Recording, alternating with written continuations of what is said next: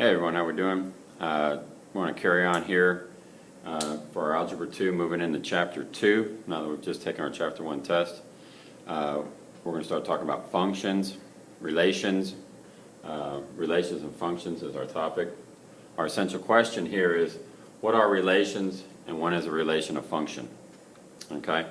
A relation, we'll start off by defining that right here. It's a set of ordered pairs. Okay, points on a graph. X, Y coordinates. Here's a set. Notice the set notation. Ordered pairs, 1, 2, 3, 4, 5, 6.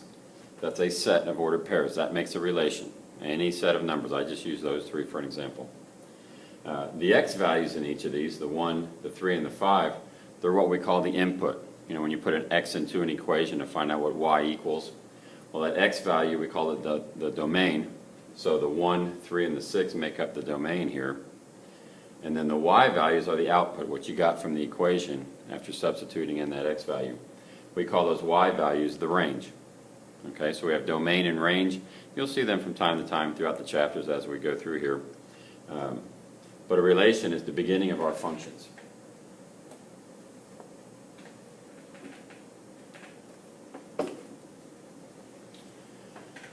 Okay, 4 ways to represent a relation. Okay, the first way is set notation, which I already showed you, and that's by definition, set of ordered pairs. Mapping, we split up the X and the Y's, the domain and the range.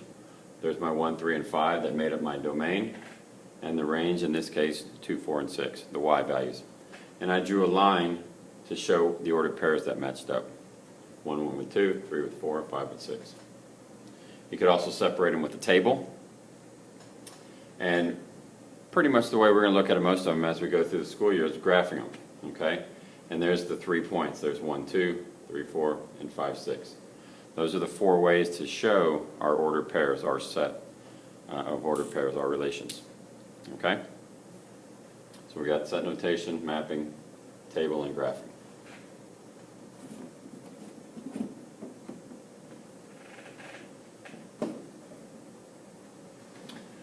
So, hopefully now we have an understanding of what a relation is. How does that relate to a function? What is a function? It's a relation where each domain, or X value, has one and only one range, or Y value. Okay? You'll notice with the example that I've been using, and there's the mapping of it, that each X only goes to one value of Y. The 1, 3, and 5 could all go to 4, and it'd still be a function. But if you did this, where you had, let's do this right here,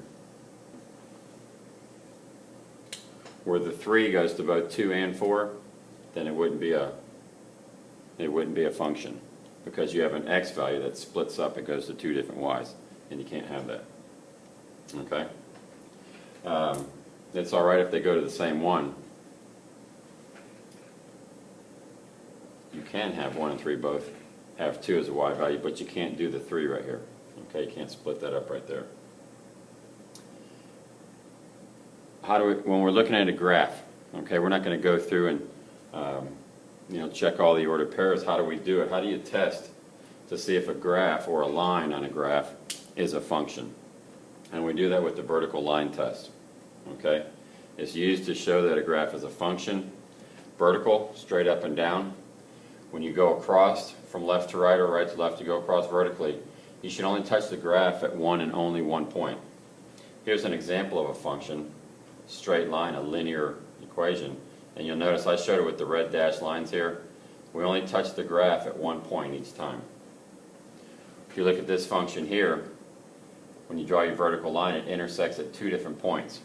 If anywhere on the graph it intersects at more than one point, it's not a function. Okay? So a relation is a set of ordered pairs. There's 4 ways that we can show it with the set of ordered pairs, the mapping, the graphing, and the table. And then that relates to a function in that if our relation, the X values only go to 1 Y, they're only going to 1 Y, where the 3 here goes to 2, then it wouldn't be a function. As long as it only goes to 1 and only 1 Y, you have a function. We'll use this vertical line test throughout the year, where as you go across, you check your graph to see that you only intersect at one time with a vertical line.